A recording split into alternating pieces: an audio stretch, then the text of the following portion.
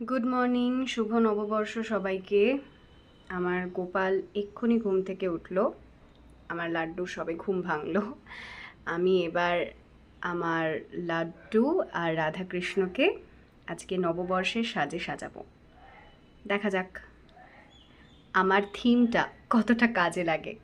ওনারা তো এমনিতেই সবসময়ই সুন্দর, আমি যেরকম ভেবেছি সেই সাজে ওনাদের কেমন লাগে সেটাই দেখার। সাজুগুজু করানোর আগে গোপালকে স্নান করিয়ে নেব এই ভেবে আমি গোপালের আগে যে জামাগুলো পরানো ছিল সেগুলো সব খুলে নিলাম।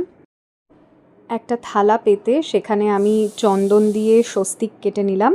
তার ওপর গোপালকে রেখে আমি গঙ্গা জল আর এমনি জলের একটা মিশ্রণ নিয়েছি, তার মধ্যে ফুল আর তুলসী পাতাও দেওয়া ছিল, সেটা দিয়ে গোপালকে স্নান করালাম। আর হ্যাঁ, তোমরা যেমন দেখতেই পাচ্ছ যে স্নান করানোর আগে আমি গোপালকে খুব সুন্দর করে বেশি বেশি করে চন্দন মাখিয়ে নিয়েছিলাম। স্নান করার পর এবার তো গোপালের সুন্দর করে সাজুগুজু করার পালা। আজকে গোপালের জন্য আমি একটা অরেঞ্জ কালারের ড্রেস বেছে নিয়েছি, তার সাথে ম্যাচিং অরেঞ্জ কালারের চুড়ি, অরেঞ্জ কালারের হার, আর মাথার মুকুটটা কন্ট্রাস্টে একটা কচি কলা পাতা কালারের পরিয়েছিলাম, যদিও হারটা আমি পরে চেঞ্জ করেছি।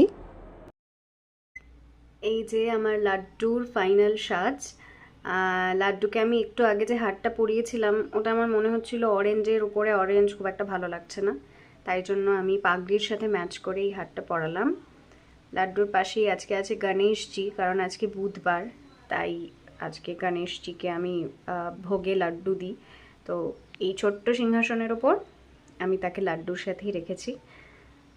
আর এদিকে আমার রাধারানী আর সখা কেমন সুন্দর সেজেছে। হ্যাঁ, আজকে আমি সবাইকে অরেঞ্জ থিমে রাখতে চেয়েছি, তো কেমন লাগছে অবশ্যই জানাবেন। হরে কৃষ্ণ, রাধে রাধে।